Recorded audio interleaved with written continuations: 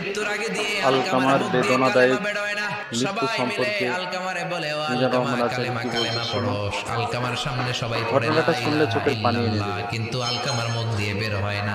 3 দিন বিছানায় পড়া। বিশ্বনবী আলকামার বউরে ডেকে পাঠালেন, ও আলকামার বউ, আলকামা কেমন ছিল?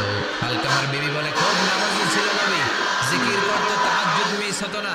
আলকামার বাবা মা দুইজনের কেউ বেঁচে আছে নাকি? আছে, মা আছে।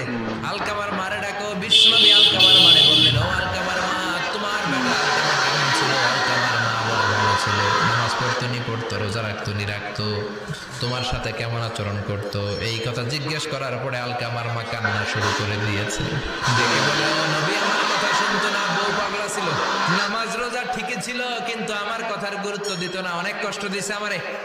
বিশ্বনবী বলল, তোমার নিজের ছেলে কি আর করবা, মাফ করে দাও। আলকামার মা বলে, না, মাফ করবো না। বিশ্বনবী বললেন,